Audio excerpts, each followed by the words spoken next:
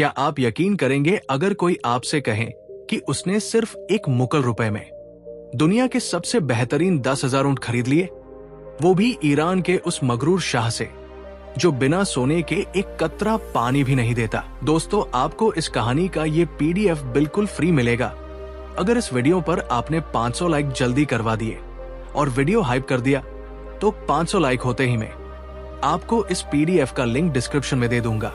बीरबल के एक ऐसे नामुमकिन ईरान मिशन पर जहां उनके पास हथियार नहीं था, सेना नहीं थी, था तो सिर्फ 1 रुपया, लेकिन रास्ते में उनका सामना हुआ खूंखार समुद्री लुटेरों से, रेगिस्तान की मौत से और एक ऐसे नीले खुर वाले मनहूस ऊंट से जिसके पैरों के नीचे दफन था दुनिया का सबसे बड़ा और खौफनाक राज। क्या बीरबल इस श्राप से बच पाए या आगरा लौटने से पहले ही रेगिस्तान में दफन हो गए? दिल थाम कर बैठिए, क्योंकि ये कहानी आपके होश उड़ा देगी। मुगलिया सल्तनत के वैभव का सूर्य जब अपनी पूरी प्रखरता के साथ आकाश के मध्य में चमक रहा था, तब आगरा का किला केवल एक पत्थर की इमारत नहीं, बल्कि हिंदुस्तान की किस्मत का केंद्र बना हुआ था। यमुना की लहरें किले की प्राचीर से टकराकर एक अनवरत संगीत पैदा कर रही थी। लेकिन उस दिन दीवान-ए-खास के भीतर का संगीत कुछ अलग ही सुर छेड़ रहा था। दरबार के भीतर की हवा चमेली के इत्र और ताजी सुलगी उदबत्ती की खुशबू से भारी थी। ऊंचे मेहराबों पर की गई सोने की नक्काशी सूरज की छनकर आती किरणों से टकराकर आंखों को चौंधिया रही थी। शहंशाह जलालुद्दीन मोहम्मद अकबर अपने मयूर सिंहासन पर विराजमान थे। उनके माथे पर पड़ी सिलवटें ये बता रही थी कि आज का दिन सामान्य दरबार का नहीं है। उनके दाईं और बाईं ओर मंत्रियों, सेनापतियों और दरबारियों की कतारें लगी थी, जो रेशमी लिबासों और कीमती जवाहरात से लदे हुए थे। इसी भीड़ के बीच खड़ा था फारस यानी ईरान का राजदूत मिर्जा कासिम बेग। उसके चेहरे पर एक ऐसी मुस्कान थी जो सम्मान से ज्यादा अहंकार का परिचय दे रही थी। मिर्जा कासिम ने अपने साथ लाए गए कीमती तोहफों की लंबी फहरिस्त पेश की। ईरान के मशहूर कालीन, जिनमें हर धागा एक अलग कहानी कहता था, और फिरोजा के बेशकीमती प्याले मेजों पर सजा दिए गए थे। लेकिन इन भौतिक वस्तुओं से ज्यादा वजन उन शब्दों में था जो राजदूत की जुबान से निकल रहे थे। मिर्जा कासिम ने झुककर सलाम किया और अपनी बुलंद आवाज में कहा, शहंशाहेंद, हमारे फारस के शाह ने आपके लिए ये तुच्छ भेंट भेजी है, लेकिन फारस का असली खजाना तो वहां के रेगिस्तानों में दौड़ता है। हमारे यहाँ के ऊंट और घोड़े केवल जानवर नहीं, बल्कि खुदा की कारीगरी का नमूना है। उनकी रफ्तार हवाओं को मात देती है और उनका कद इतना ऊंचा है कि उनके सामने खड़ा इंसान खुद को बौना महसूस करने लगता है। हमारे शाह का मानना है कि दुनिया में ऊंटों की वो नस्ल और वो संख्या कही और मिलना नामुमकिन है। अकबर ने एक गहरी सांस ली। उन्हें अपनी सल्तनत और अपनी सेना पर गर्व था, लेकिन उन्हें यह भी पता था कि ईरान के ऊंट वास्तव में दुनिया में सर्वश्रेष्ठ माने जाते थे। राजदूत की बातों में छिपी चुनौती उन्हें चुभ रही थी। वे जानते थे कि अगर उन्होंने आज इस बात को यूं ही जाने दिया तो पूरे विश्व में ये संदेश जाएगा कि हिंदुस्तान ईरान के वैभव के सामने फीका है। अकबर ने अपनी आवाज को थोड़ा सख्त करते हुए कहा, राजदूत साहब, हम ईरान की तरक्की और वहां की नस्लों का सम्मान करते हैं, लेकिन हिंदुस्तान भी किसी से पीछे नहीं है। यहाँ की मिट्टी में वो ताकत है जो रेगिस्तान की रेत को सोने में बदल सकती है। राजदूत ने एक तिरछी नजर से दरबार की ओर देखा और मुस्कुराते हुए बोला, बेशक जहांपनाह, हिंदुस्तान की मिट्टी उपजाऊ है, लेकिन क्या यहाँ की बुद्धि इतनी उर्वर है कि वो ईरान के उन नायाब 10,000 ऊंटों को हासिल कर सके जो शाह की सबसे बड़ी ताकत है? वे ऊंट केवल स्वर्ण की मुद्राओं से नहीं खरीदे जा सकते, उनके लिए कुछ और चाहिए होता है। पूरे दरबार में सन्नाटा छा गया। ये सीधे तौर पर हिंदुस्तान के गौरव को दी गई चुनौती थी। अकबर की नजरें धीरे धीरे दरबार के सबसे चतुर और विश्वास पात्र मंत्री बीरबल की ओर मुड़ी। बीरबल, जो अब तक खामोशी से फर्श पर बिछी कालीन की नक्काशी देख रहे थे, समझ गए कि अब उनका समय आ गया है। अकबर ने बीरबल को संबोधित करते हुए कहा, बीरबल, तुमने सुना राजदूत क्या कह रहे हैं? क्या तुम्हें लगता है कि हमारे पास इतनी काबिलियत है कि हम ईरान के उन बेहतरीन 10,000 ऊंटों को आगरा की सड़कों पर ला सके? बीरबल ने आगे कदम बढ़ाया। उनकी चाल में एक ठहराव था और आंखों में एक ऐसी चमक जो बड़े बड़े तूफानों को शांत कर दे। उन्होंने झुककर अकबर को सलाम किया और कहा, जहांपनाह, दुनिया की हर चीज की एक कीमत होती है और हर मुश्किल का एक रास्ता। अगर आपकी अनुमति हो तो 10,000 ऊंट लाना कोई बड़ी बात नहीं है। राजदूत मिर्जा कासिम जोर से हंसा। उसकी हंसी की गूंज दीवान खास की छतों से टकराकर वापस आई। बीरबल साहब, आपकी बातों की साख तो ईरान तक है, लेकिन यहां बात कोरी कल्पना की नहीं, हकीकत की हो रही है। 10,000 ईरानी ऊंटों की कीमत इतनी है कि मुगलों का आधा खजाना भी शायद कम पड़ जाए। अकबर के चेहरे पर एक कुटिल मुस्कान आई। उन्होंने अपनी जेब से चांदी का एक सिक्का निकाला, एक मुगलिया रुपया। उन्होंने उस सिक्के को अपनी उंगलियों के बीच घुमाया और बीरबल की ओर बढ़ा दिया। बीरबल, हम तुम्हें ये 1 रुपया देते हैं। बस इसी 1 रुपए की कीमत में तुम्हें ईरान से 10,000 ऊंट लेकर आने हैं। न इससे एक कौड़ी ज्यादा मिलेगी, नहीं तुम्हें शाही खजाने से कोई मदद दी जाएगी। तुम्हें ईरान जाना होगा, शाह से सौदा करना होगा और 2 महीने के भीतर वे ऊंट यहां हाजिर करने होंगे। पूरे दरबार में हड़कंप मच गया। दरबारी एक दूसरे के कान में फुसफुसाने लगे। मुल्ला दो पियाजा और बीरबल के अन्य ईर्ष्यालु प्रतिद्वंदी अपनी मुस्कान नहीं छिपा पा रहे थे। वे सोच रहे थे कि आज बीरबल का अंत निश्चित है। 1 रुपए में 10,000 ऊंट, ये तो ऐसा था जैसे समुंदर को एक लोटे में भरने की कोशिश करना। अकबर यही नहीं रुके। उन्होंने अपनी आवाज को और गंभीर किया, लेकिन याद रहे बीरबल, अगर तुम खाली हाथ लौटे या इस काम में नाकाम रहे तो तुम्हें इस मुल्क से हमेशा के लिए बेदखल कर दिया जाएगा।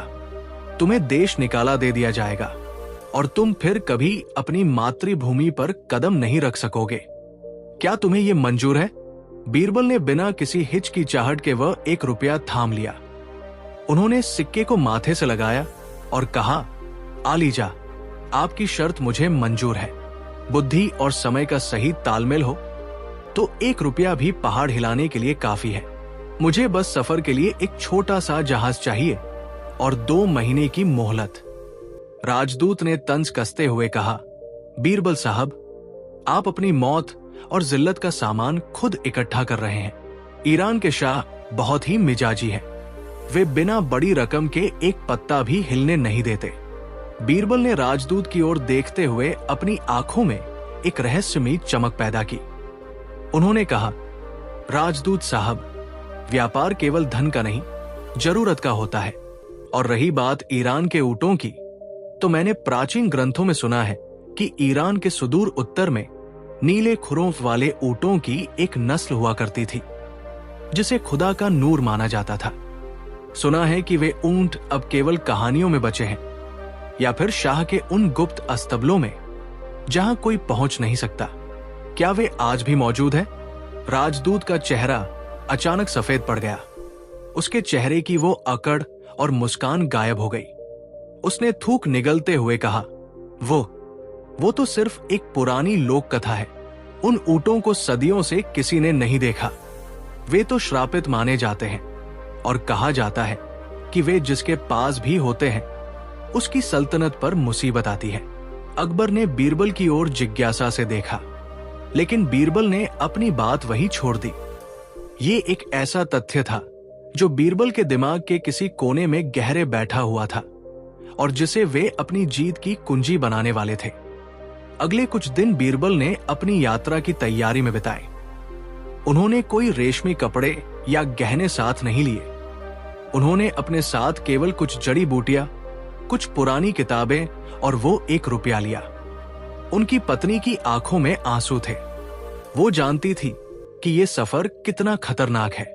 अकबर ने व्यक्तिगत रूप से उन्हें विदा किया। जब बीरबल का जहाज यमुना के किनारे से रवाना हो रहा था तो आगरा के हजारों लोग उन्हें देखने आए थे। जहाज छोटा था, लेकिन उस पर सवार इंसान का हौसला हिमालय से भी ऊंचा था। बीरबल जहाज के पीछे के हिस्से में खड़े होकर घटते हुए आगरा के किले को देख रहे थे। वे जानते थे कि अगर वे सफल नहीं हुए तो ये आखिरी बार है जब वे अपनी मिट्टी को देख रहे हैं। समुद्र का सफर आसान नहीं था। जैसे ही जहाज ने खुले समुद्र में प्रवेश किया, नीले पानी की विशालता और लहरों का शोर बीरबल को अपनी योजना पर दोबारा सोचने के लिए उकसाने लगा। लेकिन वे पीछे हटने वालों में से नहीं थे। 10 दिन तक शांत समुद्र के बाद अचानक क्षितिज पर कुछ काले धब्बे दिखाई दिए। जहाज के कप्तान ने घबराकर चिल्लाया, हुजूर, समुद्री डाकू, वे हमारी ओर बढ़ रहे हैं। बीरबल ने देखा कि 3 बड़े जहाज, जिन पर हड्डियों और खोपड़ी वाले काले झंडे लहरा रहे थे, उनके छोटे से जहाज को घेरने की कोशिश कर रहे थे। ये ओस्मान खूनी के डाकू थे, जो अरब सागर के सुल्तान कहे जाते थे। उनके पास बड़ी बड़ी तोपें और सैकड़ों खूंखार लड़ाके थे। बीरबल के सिपाही तलवारें निकाल चुके थे, लेकिन वे जानते थे कि मुकाबला बराबरी का नहीं है। मौत सामने खड़ी थी। बीरबल ने अपनी जेब में हाथ डाला और उस 1 रुपए को महसूस किया।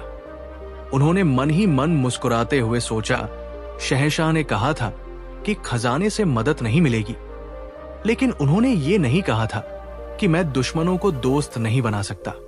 जैसे ही डाकुओं के जहाज उनके जहाज के करीब आए, एक बड़ा रस्सा फेंका गया और डाकू चीखते चिल्लाते बीरबल के जहाज पर चढ़ने लगे। सरदार ओस्मान, जिसकी एक आंख पर काली पट्टी बंधी थी, अपनी भारी तलवार जमीन पर मारते हुए आगे बढ़ा। तुम्हारे जहाज में जो कुछ भी कीमती है हमारे हवाले कर दो, वरना तुम्हारी गर्दनें इस समंदर की मछलियों का चारा बनेंगी। ओस्मान ने दहाड़ते हुए कहा। बीरबल शांत खड़े रहे। उन्होंने अपनी आंखों में जरा भी खौफ नहीं आने दिया। उन्होंने धीरे से कहा, सरदार, मेरे पास देने के लिए सिर्फ 1 रुपया है, जो हिंदुस्तान के शहंशाह ने दिया है। डाकू सरदार जोर से हंसा और बीरबल की गर्दन पर तलवार रख दी। 1 रुपया?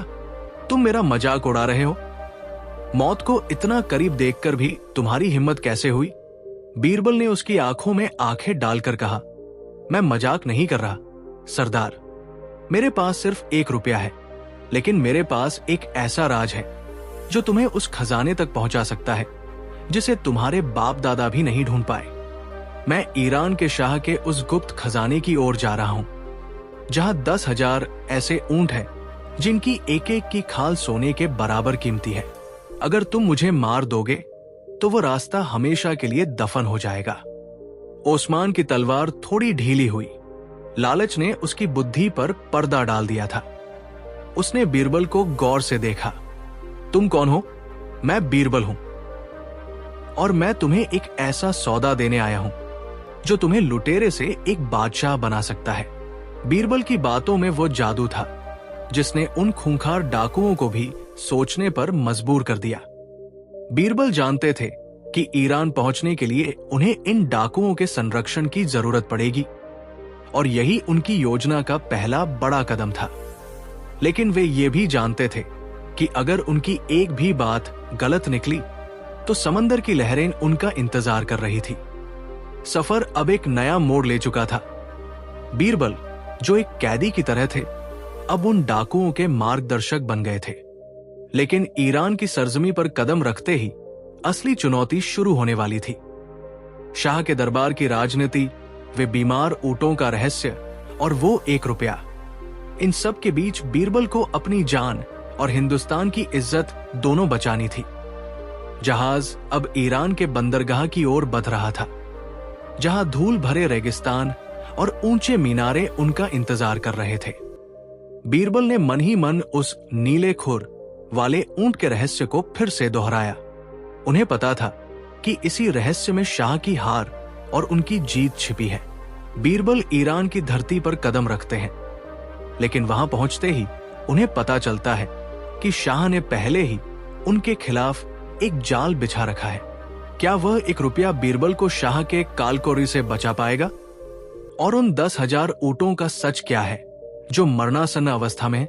आगरा के घाटों से रवाना हुआ वो छोटा सा जहाज जिसका नाम नूर-ए-हिंद था, अब यमुना की शांत लहरों को पीछे छोड़कर गंगा के विशाल पाटों से होता हुआ खुले समंदर की गोद में पहुंच चुका था। जहाज के मस्तूल पर लगा मुगलिया परचम हवा के थपेड़ों से जोर शोर से फहरा रहा था, मानो वो भी बीरबल के भीतर चल रहे विचारों के द्वंद्व को बयां कर रहा हो। बीरबल जहाज के पिछले हिस्से में खड़े होकर उस क्षितिज को देख रहे थे जहां नीला आसमान और गहरा समंदर एक दूसरे में विलीन हो रहे थे। उनके हाथ में वही एक चांदी का सिक्का था जो अब उनकी उंगलियों की गर्मी से तप चुका था। यह सिक्का केवल एक धातु का टुकड़ा नहीं था, बल्कि ये बीरबल की साख, उनकी बुद्धिमत्ता और हिंदुस्तान के सम्मान का प्रतीक बन चुका था। सफर के शुरुआती 7 दिन शांत रहे।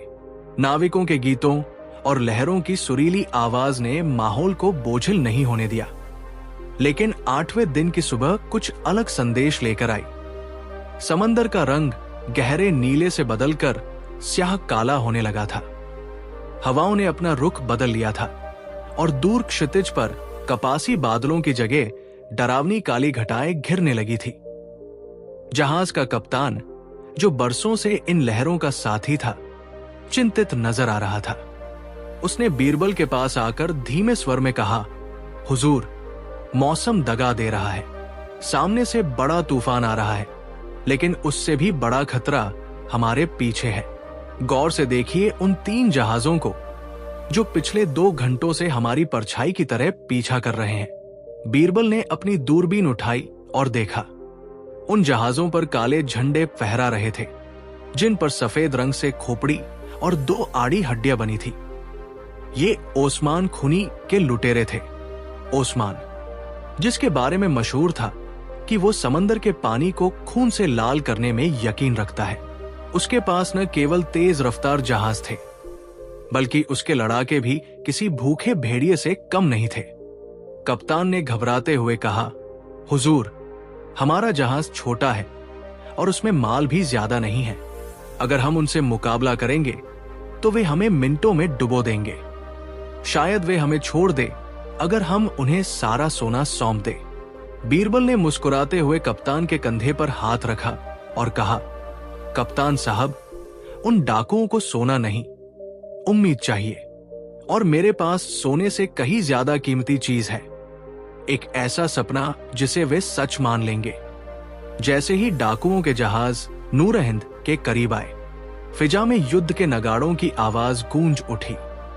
ओस्मान के जहाजों से लोहे के बड़े बड़े हुक फेंके गए, जो बीरबल के जहाज की लकड़ियों में धंस गए। रस्सियों के सहारे डाकू चीखते चिल्लाते हुए डेक पर कूदने लगे। हवा में बारूद और खारे पानी की गंध घुल गई। सबसे आखिर में ओस्मान कूदा। उसकी कदकाठी किसी देव जैसी थी। चेहरे पर एक पुराना जख्म कान से लेकर ठुड्डी तक फैला हुआ था, जो उसकी भयावता को और बढ़ा रहा था। उसने अपनी भारी तलवार जमीन पर पटकी और दहाड़ कर कहा, किसकी शामत आई है जो मुगलों का झंडा लेकर मेरे इलाके से गुजर रहा है? निकालो सारा सोना और जवाहरात, वरना आज इस समंदर की मछलियों को हिंदुस्तानी गोश्त का दावत मिलेगा। बीरबल के सिपाही तलवारें म्यान से बाहर निकाल चुके थे, लेकिन बीरबल ने उन्हें रुकने का इशारा किया। वे निडर होकर ओस्मान के बिल्कुल करीब चले गए, यहां तक कि ओस्मान की तलवार की नोक उनके सीने को छू रही थी। बीरबल ने बहुत ही शांत और मधुर आवाज में कहा, सरदार ओस्मान, मौत तो सबको आनी है, लेकिन क्या आप एक खाली जहाज को लूटकर अपनी बदनामी करना चाहेंगे? इस जहाज में न सोना है न चांदी। हम तो खुद फकीर की तरह जा रहे हैं। ओस्मान की आंखों में गुस्सा भड़का। झूठ, मुगलों का वजीर खाली हाथ सफर नहीं करता। मुझे बेवकूफ मत बना, वरना तेरा सिर इस डेक पर फुटबॉल की तरह लुढ़केगा। बीरबल ने अपनी जेब से वो 1 रुपया निकाला और ओस्मान की हथेली पर रख दिया। ये रहा मेरा सारा खजाना, 1 रुपया। लेकिन सरदार, क्या आपने कभी उस नीले खुर वाले ऊंट के बारे में सुना है, जिसके शरीर से पसीने की जगह कस्तूरी की खुशबू निकलती है और जिसकी हड्डियां खाले सफेद संगमरमर की तरह होती हैं? मैं उसी ऊंट के कबीले का सौदा करने ईरान जा रहा हूं। ईरान के शाह के पास 10,000 ऊंटों का एक ऐसा जत्था है जो अब उनके लिए बोझ बन गया है, लेकिन उन्हीं के बीच वो श्रापित नीला ऊंट भी है जिसे वे पहचान नहीं पा रहे हैं। अगर आप मुझे मार देंगे तो वो अरबों का खजाना जो उन ऊंटों की खाल के नीचे छिपा है हमेशा के लिए ईरान की रेत में दफन हो जाएगा। ओस्मान ठिठक गया। वो लालची तो था ही, साथ ही वो समंदर के अंधविश्वासों में भी यकीन रखता था। उसने नीले खोर वाले ऊंटों की दंतकथाएं अपने बुजुर्गों से सुनी थी। उसने बीरबल की आंखों में देखा, जहां उसे डर की जगह एक गहरा आत्मविश्वास नजर आया। बीरबल ने आगे कहा, सरदार, मुझे ईरान पहुंचा दीजिए। मैं वादा करता हूं कि जब मैं 10,000 ऊंट लेकर लौटूंगा तो उन ऊंटों का एक हिस्सा और उस नीले ऊंट का रहस्य आपके हवाले कर दूंगा। एक लुटेरा बनकर आप सिर्फ आज का पेट भर सकते हैं, लेकिन इस सौदे से आप 7 पुश्तों तक की दौलत जमा कर सकते हैं। लालच और जिज्ञासा ने ओस्मान को ढीला कर दिया। उसने अपनी तलवार म्यान में डाली और जोर से हंसा। बीरबल, तेरी जुबान में जादू है या फिर तू दुनिया का सबसे बड़ा झूठा है। ठीक है, मैं तुझे ईरान के किनारे तक सुरक्षित ले जाऊंगा, लेकिन याद रखना, अगर तूने मुझे धोखा दिया तो मैं तुझे ईरान की गलियों से ढूंढ निकालूंगा और तेरे शरीर के उतने टुकड़े करूंगा जितने तेरे ऊंटों के पैर होंगे। अगले 15 दिनों तक ओस्मान के जहाजों ने बीरबल के जहाज को सुरक्षा प्रदान की। इस दौरान बीरबल ने ओस्मान के साथ बैठकर लंबी बातें की। उन्होंने उसे शतरंज का खेल सिखाया और बातों बातों में यह भी जान लिया कि ईरान के शाह की मौजूदा स्थिति क्या है। ओस्मान ने बताया कि ईरान में इस वक्त चारे का अकाल पड़ा है और शाह के पास ऊंटों की फौज खड़ी तो है, लेकिन उन्हें खिलाने के लिए दाना तक नहीं है। बीरबल को वो कड़ी मिल गई जिसकी उन्हें तलाश थी। जब जहाज बंदर अब्बास के तट पर लगा तो सूरज डूब रहा था। ईरान की मिट्टी की खुशबू हवा में घुली हुई थी। गुलाब जल, भुना हुआ मांस और सूखी रेत की मिलीजुली महक। बीरबल ने ओस्मान से विदा ली और अपने सैनिकों को जहाज पर ही रुकने का आदेश दिया। वे खुद एक साधारण ईरानी मुसाफिर का लिबास पहनकर शहर के भीतर दाखिल हुए। उन्होंने अपनी पहचान गुप्त रखी क्योंकि वे जानते थे कि अगर शाह को पता चला कि अकबर का वजीर आया है तो वे सतर्क हो जाएंगे। बीरबल शहर की सबसे पुरानी और व्यस्त सराय कारवान सराय सुल्तानी में रुके। वहां का माहौल रंगीन और शोर शराबे से भरा था। अलग अलग मुल्कों के व्यापारी, जासूस और घुमक्कड़ वहां ठहरे हुए थे। बीरबल ने एक कोने में बैठकर हुक्का पीते हुए लोगों की बातें सुनना शुरू किया। उन्होंने देखा कि हर कोई शाह के उन 10,000 ऊंटों की चर्चा कर रहा था। एक व्यापारी कह रहा था, शाह ने उन ऊंटों को मौत की वादी में भेज दिया है। वे बेचारे जानवर वहां भूख से दम तोड़ रहे हैं। शाह उन्हें बेचना चाहते हैं, लेकिन कोई भी उन्हें खरीदने का जोखिम नहीं उठा रहा क्योंकि उन्हें वहां से शहर तक लाना ही नामुमकिन है। तभी एक बूढ़ा व्यक्ति, जो किसी जमाने में शाह का मुख्य अस्तबल प्रभारी था, बीरबल के पास आकर बैठा। उसका नाम फरीद था। फरीद ने बीरबल के चेहरे की चमक देखकर भांप लिया कि यह कोई साधारण आदमी नहीं है। उसने धीरे से कहा, मुसाफिर, तुम इन ऊंटों में दिलचस्पी ले रहे हो? सावधान रहना, उन ऊंटों के साथ एक नीला ऊंट भी है जिसे लोग जिन्न का साया कहते हैं। शाह ने उसे कई बार मारने की कोशिश की, लेकिन वो नहीं मरा। अब वो उन 10,000 ऊंटों के साथ उसी वादी में भूखा प्यासा खड़ा है। जो भी उसे छूने की कोशिश करता है वो पागल हो जाता है। बीरबल ने फरीद को कुछ सिक्के दिए और उससे उस वादी का सही रास्ता और उन ऊंटों की हालत के बारे में पूरी जानकारी ली। फरीद ने एक और अजीब बात बताई जो बीरबल के लिए काम की थी। उन ऊंटों को चारे की नहीं, बल्कि एक खास जड़ी बूटी की जरूरत है जो यहाँ के पहाड़ों में उगती है, लेकिन ईरानी लोग उसे जहरीला मानते हैं। वे ऊंट बीमार नहीं हैं, बस उन्हें सही खुराक की पहचान करने वाला कोई नहीं मिला। बीरबल के चेहरे पर एक संतोषजनक मुस्कान फैल गई। उन्हें पता चल गया था कि शाह की समस्या क्या है और उसका समाधान क्या है। अब वक्त था शाह के सामने अपनी बाजी खेलने का। अगले दिन सुबह बीरबल ने अपने धूल भरे कपड़े झाड़े, अपना मुगलिया परवाना हाथ में लिया और शाह के महल की ओर चल पड़े। महल के द्वार पर तैनात पहरेदारों ने जब उस परवाने को देखा तो उनके होश उड़ गए। वे तुरंत दौड़ते हुए अंदर गए और वजीर आजम को खबर दी। कुछ ही देर में बीरबल को शाह के आलीशान दरबार में पेश किया गया। फारस के शाह सुल्तान अब्बास अपने तख्त पर किसी शेर की तरह बैठे थे। उनके आसपास के वजीर और सलाहकार कीमती रेशमी लबादों में लिपटे हुए थे। शाह ने बीरबल को ऊपर से नीचे तक देखा। बीरबल के चेहरे पर थकान थी, लेकिन उनकी आंखों में वो चमक थी जो बड़े बड़े सुल्तानों को भी विचलित कर दे। शाह ने भारी आवाज में पूछा, तो तुम अकबर के वही वजीर हो जिसके किस्से हमारे राजदूत ने सुनाए थे? हम उम्मीद कर रहे थे कि अकबर अपने सबसे काबिल आदमी को सोने चांदी से लदे जहाजों के साथ भेजेगा, लेकिन तुम तो यहां एक साधारण फकीर की तरह आए हो।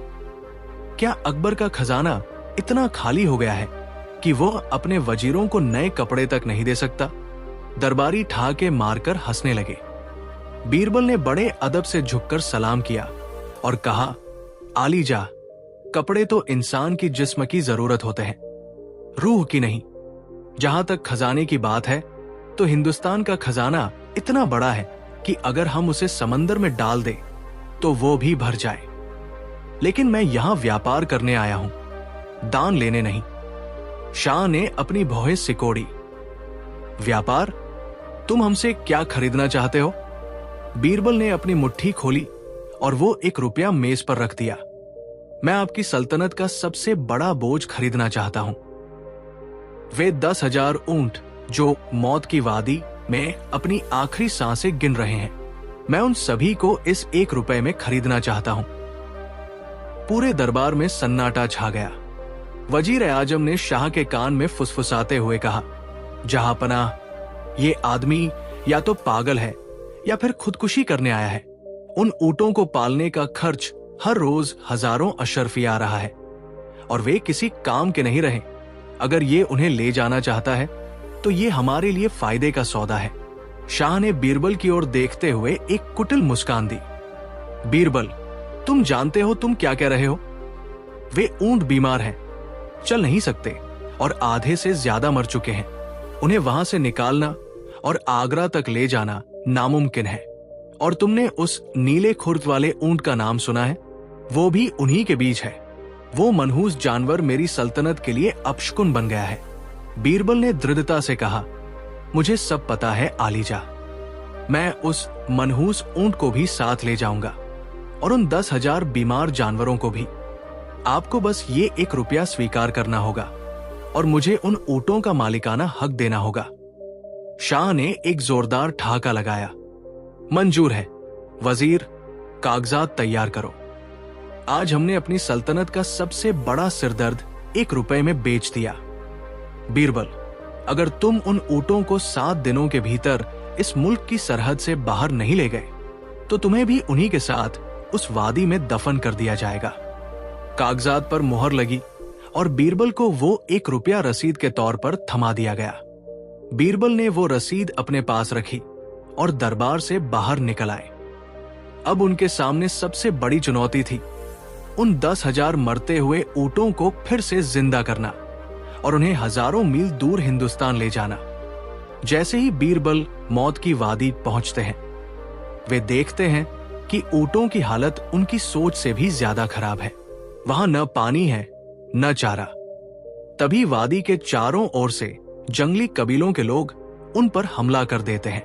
क्या बीरबल उन निहत्थे थे और बीमार जानवरों को कबीलों के चंगुल से बचा पाएंगे? और वह नीला ऊंट जो बीरबल के सामने आकर खड़ा होता है, वह दोस्त है या दुश्मन? ईरान की राजधानी के आलीशान महल की मीनारें नीले आसमान को छू रही थी। दीवारों पर फिरोजा पत्थर और सोने की महीन नक्काशी इस कदर चमक रही थी कि देखने वाले की आंखें चौंधिया जाएं। महल के चारों ओर अंगूरों और अनार के लहलहाते बाग थे। जिनकी खुशबू हवा में घुली हुई थी। लेकिन इस जन्नत जैसे माहौल के बीच महल के मुख्य दीवान ए खास में एक अलग ही तनाव व्याप्त था। दरबार के कालीन इतने कीमती थे कि उन पर पैर रखते हुए भी झिझक हो, और छतों से लटकते झाड़ फानूसों में जलती मोमबत्तियां पूरे हॉल को दिन की तरह रोशन कर रही थी। फारस के शाह सुल्तान अब्बास अपने विशाल तख्त पर बैठे थे। उनके सिर पर जड़ाऊ ताज था और उनके लिबास से उठती कस्तूरी की खुशबू पूरे दरबार में फैली हुई थी। उनके बगल में उनके वजीर और दरबारी खड़े थे, जो अपनी बुद्धिमत्ता और कूटनीति के लिए पूरे मध्य एशिया में मशहूर थे। तभी द्वारपाल ने जोर से घोषणा की, हिंदुस्तान के शहंशाह अकबर के खास सलाहकार राजा बीरबल हाजिर है। दरबार के भारी दरवाजे खुले। बीरबल अंदर दाखिल हुए, लेकिन उनकी हालत देखकर पूरे दरबार में एक सन्नाटा छा गया और फिर दबीदबी हंसी गूंजने लगी। बीरबल के कपड़े धूल से सने हुए थे। उनके चेहरे पर सफर की थकान साफ दिख रही थी और उनके जूते फटे हुए थे। वे किसी महान सल्तनत के मंत्री नहीं, बल्कि किसी साधारण मुसाफिर की तरह लग रहे थे। शाह ने अपनी मूंछों पर ताव देते हुए एक तिरछी नजर बीरबल पर डाली। उन्होंने ऊंची आवाज में कहा, तो यही है वो मशहूर बीरबल? हमने सुना था कि अकबर के दरबार में रत्नों की कमी नहीं है, लेकिन आपको देखकर तो ऐसा लगता है जैसे अकबर का खजाना पूरी तरह खाली हो चुका है। क्या हिंदुस्तान की माली हालत इतनी खराब हो गई है कि उनके सबसे प्रिय मंत्री को फकीरों वाले लिबास में 7 समंदर पार आना पड़ा? वजीर आजम ने भी चुटकी लेते हुए कहा, आलीजा, शायद बीरबल साहब पैदल ही हिंदुस्तान से यहां तक आए हैं। लगता है रास्ते में इनके घोड़ों ने भी इनका साथ छोड़ दिया। पूरा दरबार ठहाकों से गूंज उठा। बीरबल ने बड़ी शालीनता से झुककर शाह को सलाम किया। उनके चेहरे पर अपमान का कोई निशान नहीं था, बल्कि उनकी आंखों में एक ऐसी चमक थी जो केवल आत्मविश्वासी व्यक्ति में होती है। उन्होंने शांत स्वर में कहा, आलीजा, लिबास तो केवल शरीर को ढकने का साधन है। असली इंसान तो उसके भीतर की सोच और उसकी जुबान से पहचाना जाता है। मैं आपके दरबार में अकबर के दूत के रूप में नहीं, बल्कि एक व्यापारी के रूप में आया हूं, और एक व्यापारी के लिए उसकी मंजिल उसके कपड़ों से ज्यादा अहम होती है। शाह ने अपनी कुर्सी पर थोड़ा आगे झुकते हुए पूछा, व्यापारी, तुम क्या व्यापार करने आए हो बीरबल? क्या तुम हिंदुस्तान के मसाले और रेशम लाए हो, या फिर अकबर ने अपनी दोस्ती का पैगाम भेजा है? बीरबल ने मुस्कुराते हुए जवाब दिया, आलीजा, मैं यहां कुछ बेचने नहीं, बल्कि आपसे कुछ खरीदने आया हूं। मुझे पता चला है कि फारस की सल्तनत इस वक्त एक भारी आर्थिक बोझ से गुजर रही है। आपके 10,000 बेहतरीन ऊंट, जो कभी आपकी सेना की शान हुआ करते थे, अब मौत की वादी में अपनी आखिरी सांसें गिन रहे हैं। चारा खत्म हो चुका है, पानी की किल्लत है, और वे जानवर अब आपकी सल्तनत के खजाने पर बोझ बन गए हैं। मैंने सुना है कि उन्हें वहां से हटाने और दफनाने में ही आपकी सल्तनत की आधी कमाई खर्च हो जाएगी। शाह का चेहरा अचानक गंभीर हो गया। बीरबल ने उनकी दुखती रग पर हाथ रख दिया था। यह सच था कि वे 10,000 ऊंट शाह के लिए गले की हड्डी बन गए थे। अकाल की वजह से चारा महंगा हो गया था और ऊंटों में एक अज्ञात बीमारी फैल रही थी। अगर वे ऊंट मर जाते तो उनकी बदबू और बीमारी पूरे शहर को चपेट में ले सकती थी। शाह ने संभलते हुए कहा, तुम सही कह रहे हो बीरबल, वे ऊंट अब हमारे किसी काम के नहीं हैं। लेकिन तुम एक समझदार आदमी होकर उन बीमार और मरते हुए जानवरों का क्या करोगे? क्या तुम उन्हें हिंदुस्तान ले जाना चाहते हो? वे तो सरहद तक पहुंचने से पहले ही दम तोड़ देंगे। बीरबल ने अपनी जेब में हाथ डाला और वही एक मुगलिया रुपया निकाला।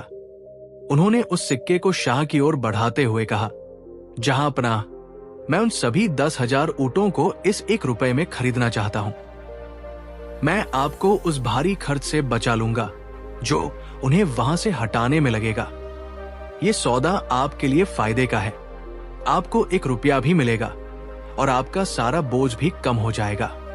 पूरे दरबार में एक बार फिर सन्नाटा छा गया, लेकिन इस बार यह हैरानी वाला सन्नाटा था। वजीर ने शाह के कान में फुसफुसाते हुए कहा, हुजूर, ये आदमी या तो पागल है या फिर खुदकुशी करना चाहता है। उन ऊंटों को वहां से निकालना नामुमकिन है। अगर ये उन्हें खरीद लेता है तो हमारा सिर दर्द खत्म हो जाएगा। हमें तो उल्टा इसे पैसे देने चाहिए थे कि ये उन जानवरों को यहां से ले जाए, लेकिन ये हमें ही पैसे दे रहा है। सौदा बुरा नहीं है। शाह ने बीरबल की आंखों में देखा। उन्हें लगा कि शायद बीरबल अकबर की साख बचाने के लिए ये आत्मघाती कदम उठा रहे हैं। शाह ने मुस्कुराते हुए कहा, ठीक है बीरबल, हमें तुम्हारा ये सौदा मंजूर है। हम तुम्हें वे 10,000 ऊंट सौंपते हैं, लेकिन हमारी एक शर्त है। जैसे ही ये 1 रुपया हमारे खजाने में जमा होगा, वे ऊंट तुम्हारी जिम्मेदारी होंगे। अगर वे शहर के आसपास मरे तो उसकी सफाई का हर्जाना तुम्हें भरना होगा। और हाँ, उन ऊंटों के साथ वो नीला खुर वाला ऊंट भी तुम्हें ही ले जाना होगा, जिसे हमारे ज्योतिषी अपशकुन मानते हैं। बीरबल के चेहरे पर एक रहस्यमयी मुस्कान आई। उन्होंने कहा, मंजूर है जहांपना। वह नीला खुर वाला ऊंट ही तो इस सौदे की जान है। लोग जिसे अपशकुन कहते हैं, कभी कभी वही सबसे बड़ा वरदान साबित होता है। क्या मैं मान लूं कि अब वे ऊंट मेरे हुए? शाह ने तुरंत अपने मुंशी को आदेश दिया कि कागजात तैयार किए जाएं। शाही मुहर लगते ही वे 10,000 ऊंट और वो रहस्यमयी नीला ऊंट आधिकारिक रूप से बीरबल के हो गए। बीरबल ने वो 1 रुपया शाह के खजांची को सौंप दिया और रसीद अपने पास रख ली। दरबारी आपस में कानाफूसी कर रहे थे। कोई उन्हें मूर्ख कह रहा था तो कोई कह रहा था कि बीरबल अब ईरान की रेत में ही दफन हो जाएंगे। लेकिन बीरबल शांत थे। उन्होंने शाह से विदा ली और सीधे उस मौत की वादी की ओर निकल पड़े जहां वे ऊंट कैद थे। जब बीरबल उस घाटी में पहुंचे तो मंजर भयानक था। धूल भरी हवाएं चल रही थी और चारों ओर ऊंटों के करहाने की आवाजें आ रही थी। जानवर इतने कमजोर हो गए थे कि उनकी हड्डियां साफ दिख रही थी। वहां तैनात सैनिकों ने बीरबल का मजाक उड़ाया। एक सैनिक ने कहा, मुसाफिर, इन मुर्दों को लेकर तुम कहां जाओगे? इनके पैर तो जमीन छोड़ने को तैयार नहीं है। बीरबल ने उन सैनिकों की बातों पर ध्यान नहीं दिया। उनकी नजर उस झुंड के सबसे पीछे खड़े एक अजीब से ऊंट पर पड़ी। वो ऊंट कद में सबसे छोटा था, लेकिन उसकी आंखों में एक अजीब सी चमक थी। उसके खुरों पर नीली परत जमी हुई थी जो सूरज की रोशनी में चमक रही थी। बीरबल उसके पास गए और उसके गले पर हाथ फेरा। ऊंट ने अपनी गर्दन झुका दी, मानो वो सदियों से बीरबल का ही इंतजार कर रहा हो। बीरबल ने अपने साथ लाए गए थैले से कुछ खास जड़ी बूटियां निकाली। ये वही जड़ी बूटियां थी जो उन्होंने हिंदुस्तान से साथ ली थी। उन्होंने उन बूटियों को पानी में मिलाया और सबसे पहले उस नीले खुर वाले ऊंट को पिलाया। इसके बाद उन्होंने अपने साथ आए मुट्ठी भर वफादार साथियों को निर्देश दिया कि वे पास की पहाड़ियों से एक विशेष प्रकार की घास काट कर लाएं, जिसे स्थानीय लोग जहरीला समझते थे। बीरबल जानते थे कि वो घास जहरीली नहीं थी, बल्कि उसमें अत्यधिक मात्रा में नमी और पोषक तत्व थे जो केवल रेगिस्तानी जानवरों के लिए अमृत के समान थे। ईरानी लोग उसे नहीं जानते थे, लेकिन बीरबल ने प्राचीन आयुर्वेदिक ग्रंथों में इसके बारे में पढ़ा था। जैसे ही उन ऊंटों ने वो घास खानी शुरू की और बीरबल की जड़ी बूटियों का असर हुआ, करिश्मा होने लगा। जो ऊंट हिल भी नहीं पा रहे थे, वे धीरे धीरे अपने पैरों पर खड़े होने लगे। बीरबल ने वहां के स्थानीय व्यापारियों से संपर्क किया। उन्होंने व्यापारियों से कहा, मुझे इन ऊंटों के लिए चारा चाहिए और बदले में मैं आपको वो खाद दूंगा जो ये ऊंट पैदा करेंगे, जो आपके अंगूर के बागों के लिए सोने से भी ज्यादा कीमती है। ईरान के अंगूर के बाग मालिक खाद की कमी से जूझ रहे थे। जब उन्होंने देखा कि बीरबल के ऊंटों की खाद से उनके पौधों में नई जान आ गई है, तो वे खुद चलकर बीरबल के पास आए और ढेर सारा चारा और रसद लेकर आए। बीरबल ने 1 रुपया खर्च किया था, लेकिन अब उनके पास हजारों का संसाधन जमा हो गया था। हफ्तों बीतते गए। मौत की वादी अब एक अस्पताल की तरह बन गई थी, जहां बीरबल उन जानवरों का इलाज कर रहे थे। वे ऊंट जो कभी मरने वाले थे अब तंदुरुस्त और ताकतवर दिखने लगे थे। उनकी खाल चमकने लगी थी और उनके चलने से धरती हिलने लगी थी। लेकिन असली चुनौती अभी बाकी थी। शाह को जब यह खबर मिली कि ऊंट ठीक हो रहे हैं तो उनके मन में लालच पैदा हो गया। उन्होंने अपने वजीर को बीरबल के पास भेजा। वजीर ने आकर कहा, बीरबल, शाह को लगता है कि इस सौदे में कुछ गड़बड़ है। वे चाहते हैं कि तुम आधे ऊंट वापस कर दो, वरना तुम्हें यहां से जाने की इजाजत नहीं मिलेगी। बीरबल ने मुस्कुराकर वो शाही रसीद दिखाई और कहा, वजीर साहब, फारस के शाह की जुबान पत्थर की लकीर होती है या पानी की लहर? सौदा हो चुका है। अगर शाह अपनी बात से मुकरते हैं तो पूरे एशिया में ये संदेश जाएगा कि ईरान के शाह 1 रुपए के लालच में अपनी साख बेच देते हैं। वजीर निरुत्तर होकर लौट गया। बीरबल ने जान लिया था कि अब उन्हें जल्द से जल्द यहां से निकलना होगा। उन्होंने 10,000 ऊंटों का एक विशाल काफिला तैयार किया। सबसे आगे वो नीला खुर वाला ऊंट चल रहा था, जो अब बीरबल का मार्गदर्शक बन चुका था।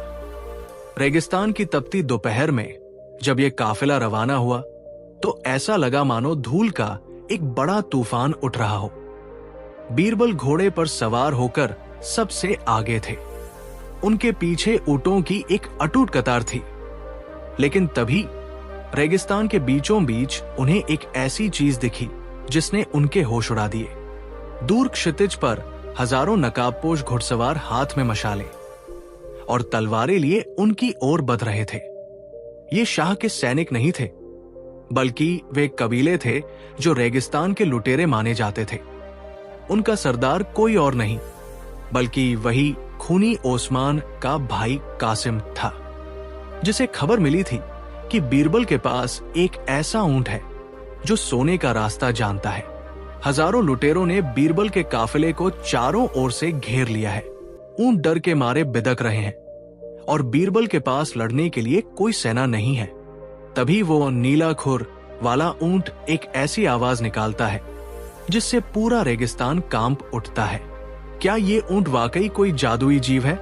और बीरबल इस घेराबंदी से कैसे निकलेंगे? ईरान के विशाल और भयावह दश्तलुत रेगिस्तान में सूरज अपनी पूरी प्रचंडता के साथ आग उगल रहा था। यहाँ की रेत इतनी गर्म थी कि अगर उस पर कच्चा मांस रख दिया जाए तो वो भी कुछ पलों में भुन जाए।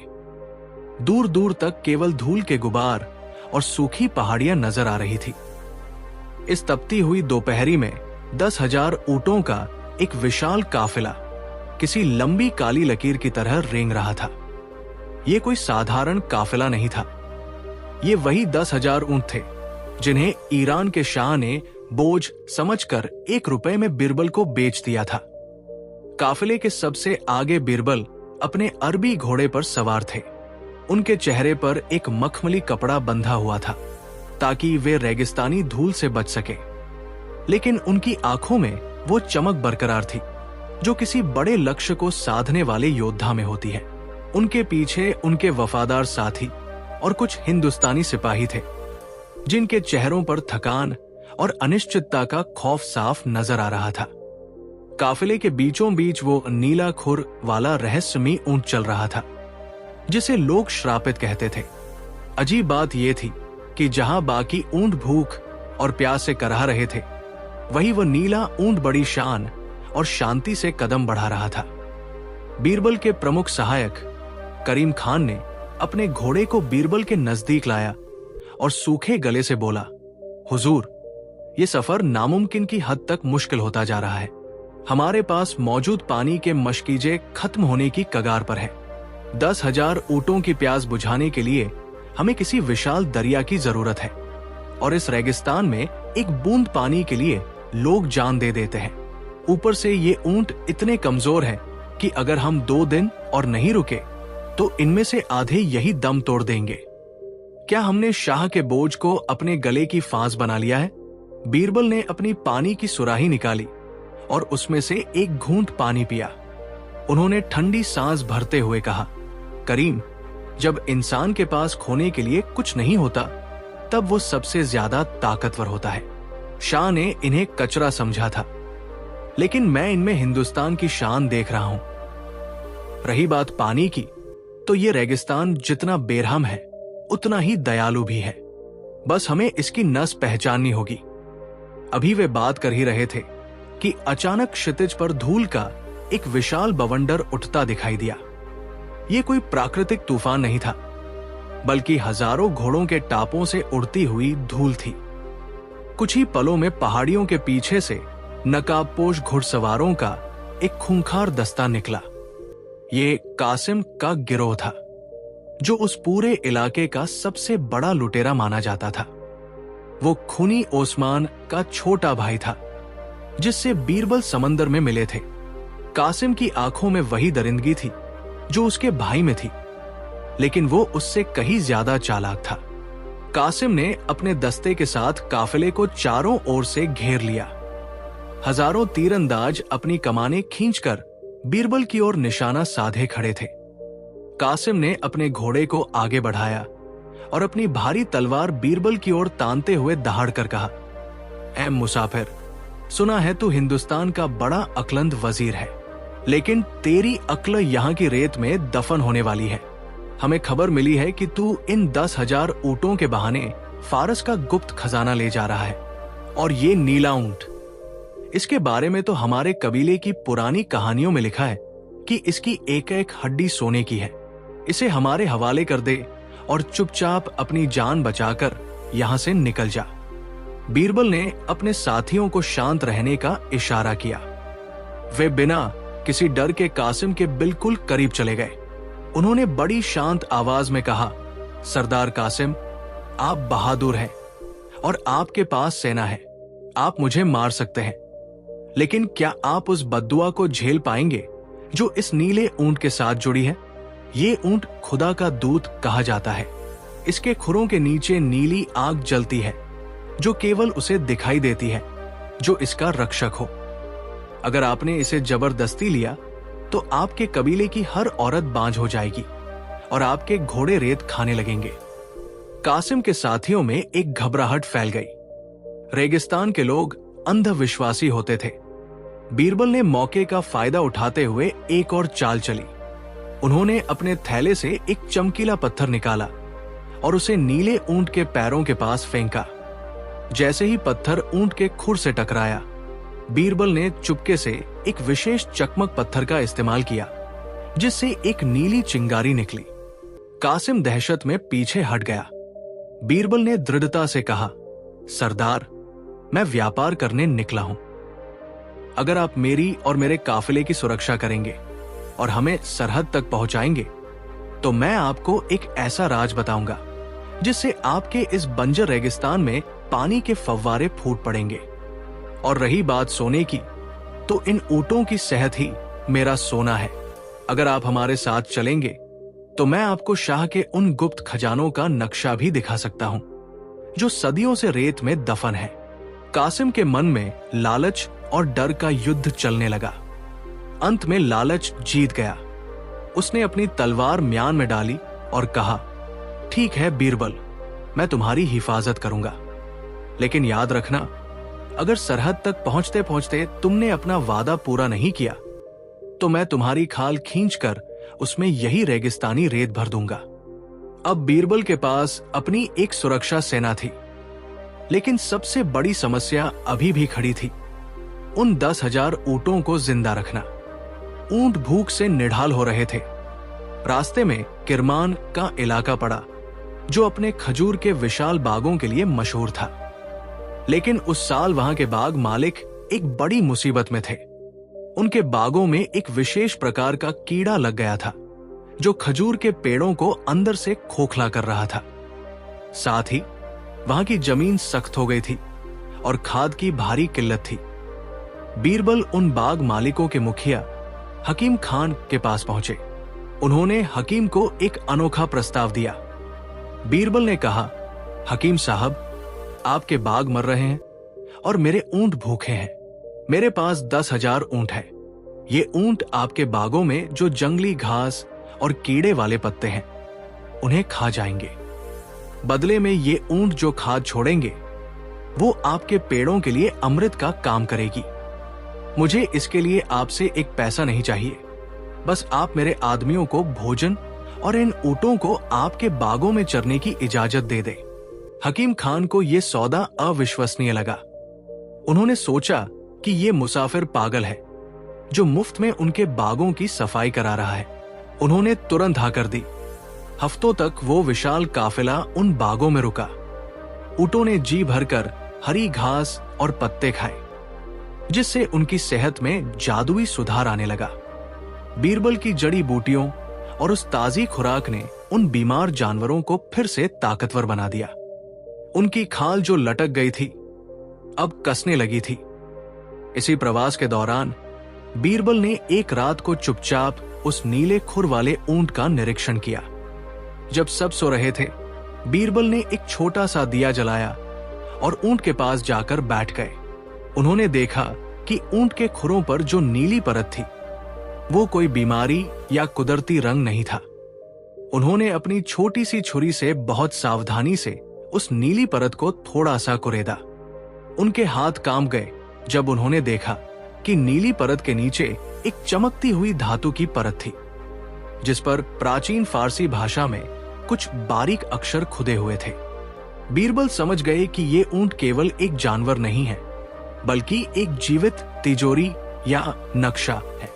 फारस के प्राचीन राजाओं ने शायद अपने गुप्त खजाने का राज इस ऊंट के वंशज के खुरों में छिपा दिया था, ताकि वो पीढ़ी दर पीढ़ी सुरक्षित रहे।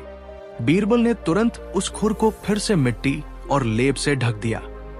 उन्हें पता चल गया था कि शाह को इस राज का अंदाजा भी नहीं है, और यही वो हथियार था जिसे वे भाग 5 में इस्तेमाल करने वाले थे। ये वही तथ्य था जो आगे चलकर कहानी का सबसे बड़ा मोड़ बनने वाला था। जैसे जैसे दिन बीतते गए, बीरबल ने एक और चतुराई की। उन्होंने ईरान के स्थानीय व्यापारियों को यह विश्वास दिला दिया कि उनके पास हिंदुस्तान की जादुई जड़ी बूटियां हैं जो बुढ़ापे को रोक सकती है। उन्होंने साधारण वनस्पति को बड़ी खूबसूरती से पेश किया और उसे ऊंचे दामों पर बेचा। इससे जो धन इकट्ठा हुआ उससे उन्होंने 10 बड़े समुद्री जहाजों को किराए पर लेने का इंतजाम कर लिया, जो होर्मुज के बंदरगाह पर उनका इंतजार करने वाले थे। काफिला अब अपनी अंतिम मंजिल की ओर बढ़ रहा था, लेकिन तभी शाह के दरबार में खलबली मच गई। शाह को जासूसों ने खबर दी कि बीरबल ने उन मरते हुए ऊंटों को फिर से तंदुरुस्त कर लिया है और अब वे ईरान के सबसे बेहतरीन ऊंटों की कतार में खड़े हैं। शाह को अपनी हार का एहसास हुआ। उन्हें लगा कि 1 रुपए में उन्होंने अपनी सल्तनत की सबसे कीमती दौलत खो दी है। शाह ने तुरंत अपने सेनापति को 1000 घुड़सवारों के साथ भेजा।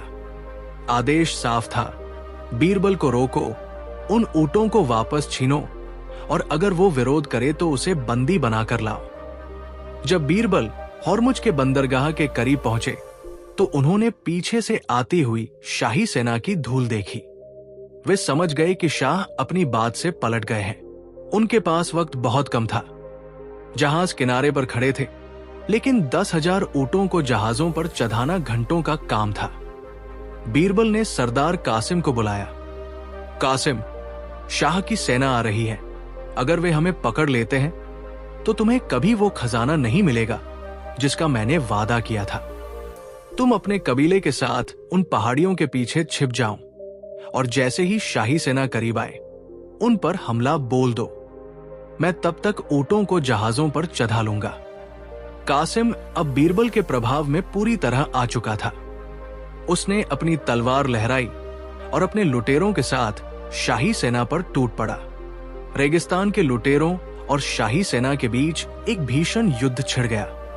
इसी अफरातफरी का फायदा उठाकर बीरबल ने बड़ी कुशलता से ऊंटों को जहाजों के भीतर धकेलना शुरू किया।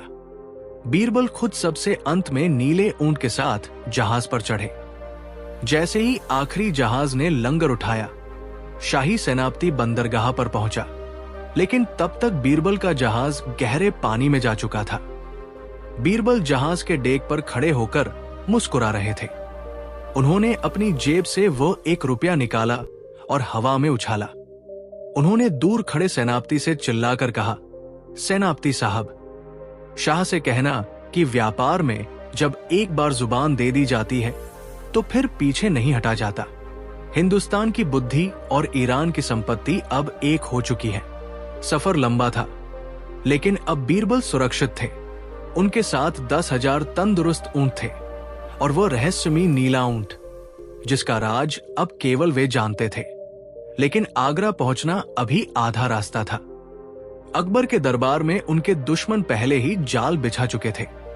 उन पर आरोप लगाया गया था कि वे ईरान के साथ मिलकर अकबर के खिलाफ साजिश कर रहे हैं। जैसे ही जहाज हिंदुस्तान की जमीन के करीब पहुंचे, बीरबल ने अपने साथियों से कहा, तैयार हो जाओ। अब हमें केवल ऊंट पेश नहीं करने हैं, बल्कि ये साबित करना है कि हिंदुस्तान की मिट्टी के लिए एक वफादार वजीर क्या कर सकता है। अगले भाग का रोमांचक मोड़।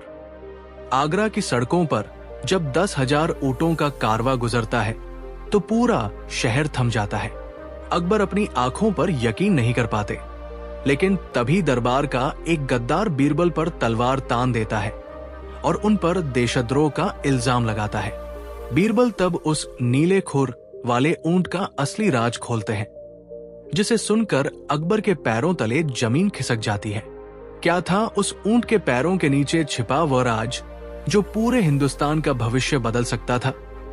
मुगलिया सल्तनत की धड़कन कहे जाने वाले आगरा शहर में आज एक ऐसी अजीब और बोझिल खामोशी छाई हुई थी जिसे शब्दों में बयां करना नामुमकिन था। यमुना नदी की लहरें, जो हमेशा अपने मधुर और शांत संगीत के लिए जानी जाती थी, आज लाल किले की मजबूत प्राचीर से टकराकर एक रहस्यमयी और उदास धुन पैदा कर रही थी। मानो प्रकृति भी उस फैसले का इंतजार कर रही हो जो आज हिंदुस्तान के इतिहास का एक नया पन्ना लिखने वाला था। आसमान में सूरज अपनी पूरी लालिमा समेटते हुए क्षितिज के उस पार छिपने की तैयारी कर रहा था। उसकी ढलती हुई किरणें आगरा के लाल पत्थरों पर पड़कर उन्हें खून की तरह सुर्ख बना रही थी। इस ढलते सूरज के साथ ही उस कठिन मियाद की आखिरी घड़ियां भी खत्म हो रही थी जो हिंदुस्तान के शहंशाह जलालुद्दीन मोहम्मद अकबर ने अपने सबसे प्रिय, सबसे चतुर और सबसे विश्वास पात्र वजीर राजा बीरबल के लिए तय की थी। लाल किले के भीतर स्थित दीवान-ए-खास का माहौल आज किसी सजे हुए दरबार की तरह नहीं, बल्कि एक ऐसे युद्ध क्षेत्र की तरह लग रहा था जहां बिना तलवारों के एक भयंकर मानसिक युद्ध लड़ा जा रहा था। दीवान-ए-खास की छत से लटकते हुए विशाल झाड़ फानूसों में मोमबत्तियां जलाई जा रही थी, जिनकी कांपती हुई लौ दरबारियों के चेहरों पर पड़ रही थी। शहंशाह अकबर अपने ऊंचे और रत्नों से जड़े हुए मयूर सिंहासन पर विराजमान थे। उनके माथे पर आज वो तेज नहीं था जो हमेशा दुनिया को चकाचौंध कर देता था। इसके बजाय उनके माथे पर गहरी सिलवटें थी और उनकी आंखें बार बार मुख्य द्वार की ओर उठ रही थी। उनकी बेचैन उंगलियां सिंहासन के हत्थे पर लगातार एक अनजानी ताल ठोक रही थी जो उनके भीतर चल रहे उस भयंकर तूफान की गवाही दे रही थी जिसे वे बाहर किसी को दिखाना नहीं चाहते थे। आज उनके सबसे अजीज दोस्त की साख, उनका जीवन और उनका भविष्य दांव पर लगा हुआ था। दरबार के एक कोने में उन दरबारियों का एक झुंड खड़ा था जो हमेशा से बीरबल की बुद्धिमानी, उनकी शोहरत और शहंशाह के दरबार में उनके बढ़ते हुए रुतबे से जलते थे। इस झुंड का नेतृत्व मुल्ला दोपियाजा कर रहे थे। मुल्ला और उनके साथियों के चेहरों पर एक ऐसी कुटिल और जहरीली मुस्कान थी जिसे वे लाख कोशिशों के बाद भी छिपा नहीं पा रहे थे। वे एक दूसरे की आंखों में झांककर अपनी उस जीत का खामोश जश्न मना रहे थे जिसके लिए उन्होंने कोई मेहनत नहीं की थी। वे सभी इस बात को भली भांति जानते थे कि ईरान के सुदूर और खतरनाक रेगिस्तानों तक जाना, वहां के मगरूर शाह के दरबार में खड़ा होना और वहां से 10,000 सबसे बेहतरीन नस्ल के ऊंट लेकर आना, वो भी केवल एक मुकल रुपए की मामूली कीमत में, ये किसी भी इंसान के बस की बात नहीं थी। ये एक ऐसा असंभव कार्य था जिसके बारे में सोचना भी पागलपन की निशानी थी। मुल्ला दोपियाजा ने अपने रेशमी लबादे को ठीक करते हुए अपनी लंबी दाढ़ी पर हाथ फेरा और वजीर अजम के कान में फुसफुसाते हुए उस जहर को बाहर निकाला जो हफ्तों से उनके सीने में पल रहा था। वजीर साहब, आज उस घमंडी बीरबल की बुद्धिमानी का सूरज इस ढलते हुए सूरज के साथ हमेशा हमेशा के लिए अस्त होने वाला है। जहां पनाह ने गुस्से और अपनी सल्तनत की झूठी शान में आकर एक ऐसी शर्त रख दी थी जिसका पूरा होना खुदा के फरिश्तों के लिए भी नामुमकिन है। अब बस कुछ ही पलों की बात है। जैसे ही किले के बाहर शाम की तोप चलेगी, वो मियाद पूरी हो जाएगी और बीरबल को हमेशा के लिए इस मुल्क से बेदखल कर दिया जाएगा। अब आगरा की सड़कों पर उस चालाक वजीर का नाम लेने वाला कोई नहीं बचेगा। अकबर के कानों में ये फुसफुसाहट भले ही स्पष्ट रूप से न पहुंच रही हो, लेकिन वे दरबार की हवा में घुले इस षड्यंत्रकारी जहर को महसूस कर सकते थे। उन्होंने एक लंबी और ठंडी सांस ली। उनका दिल बार बार चीख कर गवाही दे रहा था कि बीरबल उन्हें कभी धोखा नहीं दे सकते, बीरबल कभी हार नहीं मान सकते। लेकिन दूसरी ओर इंसानी तर्क और दुनिया की हकीकत की दीवारें उनके इस अटूट विश्वास को कमजोर कर रही थी। उन्होंने अपनी आवाज को थोड़ा सख्त करते हुए अपने गले के सूखेपन को छिपाने की कोशिश की और दरबार के मुख्य द्वारपाल से पूछा, क्या सरहद से कोई खबर आई है? क्या हमारे किसी भी जासूस या पहरेदार ने बीरबल के काफिले की धूल को उड़ते हुए देखा है? क्या ईरान के रास्ते से कोई पैगाम आया है? द्वारपाल ने अपना सिर झुकाकर बहुत ही नफीस और डरे हुए लहजे में जवाब दिया, आलीजा, गुस्ताखी माफ हो, लेकिन अब तक केवल वीरानियों और खामोशी ने ही पहरेदारी की है। पश्चिम की दिशा से आने वाला हर रास्ता बिल्कुल सूना पड़ा है। न किसी घोड़े के टापों की आवाज है और न ही किसी इंसान का कोई नामो निशान।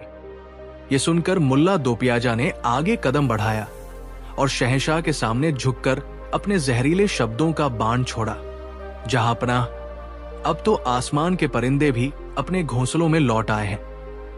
लेकिन आपके उस चहेते वजीर का कहीं अतापता नहीं है। ईरान का शाह कोई मामूली इंसान नहीं है। वो अपने कड़क मिजाज और क्रूरता के लिए पूरी दुनिया में कुख्यात है। हमें तो ये डर सता रहा है कि बीरबल ने अपनी जान बचाने के लिए हिंदुस्तान की साख को ईरान की गलियों में कौड़ियों के भाव बेच दिया होगा। 1 रुपए में 10,000 ऊंट लाना तो बहुत दूर की बात है। 1 रुपए में वहां से एक बीमार गधा लाना भी मुमकिन नहीं है। हो सकता है बीरबल ईरान के कैदखाने में सड़ रहे हों या फिर अपनी जान बचाकर किसी गुमनाम देश में भाग गए हों। अब वक्त आ गया है कि जहां पनाह अपने दिल को कड़ा करें, बीरबल के नाम का शाही परवाना हमेशा के लिए रद्द करें और उन्हें भगोड़ा घोषित कर दे। अकबर ने अपनी आंखें बंद कर ली। मुल्ला के शब्द किसी गर्म शीशे की तरह उनके कानों में उतर रहे थे। उन्होंने धीमी लेकिन बेहद दृढ़ आवाज में कहा, सूरज के पूरी तरह डूबने और शाम की तोप चलने तक का वक्त अभी बाकी है मुल्ला। बीरबल ने आज तक हिंदुस्तान के तख्त को कभी झुकने नहीं दिया है। हमें पूरा यकीन है कि वो आखिरी सांस तक अपनी जुबान का मान रखेंगे। हम इंतजार करेंगे। दरबार में एक बार फिर वो दमघोंटू सन्नाटा छा गया। पल पल का कांटा किसी पहाड़ के गिरने जैसी भारी आवाज कर रहा था। तभी अचानक लाल किले के सबसे ऊंचे और विशाल बुर्ज पर तैनात मुख्य संतरी ने अपनी लंबी पीतल की तुरही निकाली और अपने फेफड़ों की पूरी ताकत लगाकर उसे बजा दिया। उस तुरही की आवाज इतनी बुलंद, इतनी तेज और इतनी गूंजती हुई थी कि उसने न केवल लाल किले की मजबूत दीवारों को सिहरा दिया, बल्कि पूरे आगरा शहर की खामोशी को एक झटके में चीर कर रख दिया। वो आवाज एक चेतावनी भी थी और एक पैगाम भी। तुरही की आवाज खत्म होते ही पहरेदार ने अपनी पूरी शक्ति से नीचे की ओर चिल्लाकर सूचना दी, जहां पनाह, मेहरबानी करके अपनी नजरें पश्चिम की ओर उठाइए। पश्चिम की दिशा से धूल का एक ऐसा विशाल, भयानक और अंतहीन गुबार उठ रहा है, मानो रेगिस्तान खुद अपनी जगह छोड़कर आगरा की ओर बढ़ रहा हो। जमीन के कांपने की आवाज यहां बुर्ज तक सुनाई दे रही है। ऐसा लग रहा है जैसे हजारों हाथियों का लश्कर एक साथ अपनी पूरी ताकत से कूच कर रहा हो। यह सुनना था कि दरबार का वह सारा तनाव एक झटके में टूट गया। अकबर बिजली की गति से अपने मयूर सिंहासन से उठे और उनके कदमों में एक नई जान आ गई। वे तेजी से किले के उस विशाल झरोखे की ओर लपके जहां से पूरा शहर और उसके पार का क्षितिज दिखाई देता था। उनके पीछे पीछे सभी दरबारी, मुल्ला दोपियाजा और वजीर आजम भी भागते हुए झरोखे के पास पहुंच गए। दूर क्षितिज पर, जहां नीला आकाश और भूरी धरती एक दूसरे की बाहों में मिलते हुए प्रतीत होते थे, वहां से एक विशाल काली और भूरी परछाई आगरा की ओर बढ़ती हुई बहुत स्पष्ट दिखाई दे रही थी। वो धूल का बादल इतना घना, इतना विशाल और इतना ऊंचा था कि उसने डूबते हुए सूरज की आखिरी लाल किरणों को भी अपने आगोश में लेकर पूरी तरह से ढक लिया था। आसमान का रंग उस धूल के कारण मटमैला हो गया था। जैसे जैसे वो विशाल परछाई नजदीक आई, हजारों जानवरों के पैरों की एक संयुक्त और लयबद्ध थाप हवा में तैरने लगी, घप घप धप। ये आवाज किसी सामान्य व्यापारियों के काफिले की नहीं थी, बल्कि ऐसा प्रतीत हो रहा था जैसे कोई अपराजित और विजयी सेना ढोलन गाड़ों के साथ अपनी राजधानी में प्रवेश कर रही हो।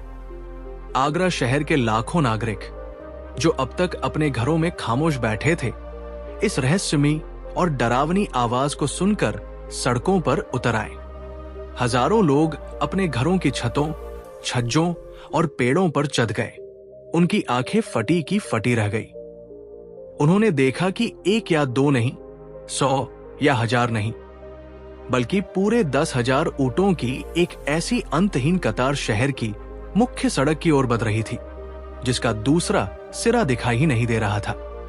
और ये कोई साधारण ऊंट नहीं थे, जिनकी गर्दनें स्वाभिमान और गर्व से ऊंची उठी हुई थी, जिनके विशाल और हट्टे कट्टे शरीरों पर रेगिस्तान की धूल की परत चढ़ी होने के बावजूद एक अजीब सी सुनहरी चमक थी।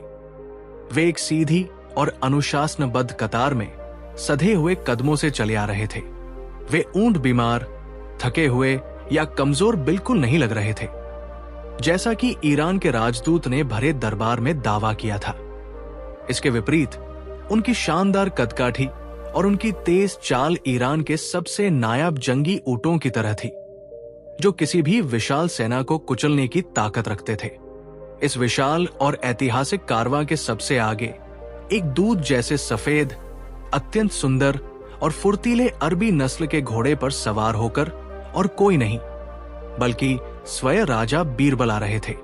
उनके सिर पर मुगलिया पगड़ी अपनी पूरी शान और शौकत के साथ सजी हुई थी। हालांकि उनके चेहरे और उनके शाही लिबास पर ईरान की तपती मिट्टी, भयंकर रेगिस्तानी तूफानों और अरब सागर के खारे पानी के गहरे निशान मौजूद थे, जो उनके उस अकल्पनीय और कठिन परिश्रम की मूक गवाही दे रहे थे। लेकिन इन सब थकावटों के बावजूद बीरबल के चेहरे पर वही पुरानी, शांत और आत्मविश्वास से भरी जादुई मुस्कान खेल रही थी। जैसे ही बीरबल लाल किले के विशाल और ऐतिहासिक मुख्य द्वार, जिसे हाथी पोल कहा जाता था, पर पहुंचे, उन्होंने अपने सफेद घोड़े की लगाम खींची और उसे रोक दिया। उन्होंने पीछे मुड़कर अपने उस अंतहीन और शानदार कारवां को एक गर्व भरी नजर से देखा।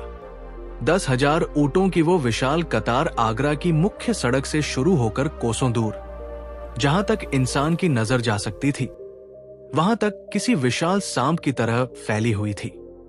बीरबल अपने घोड़े से उतरे और उनके साथ उनके कुछ वफादार सैनिक भी नीचे उतरे।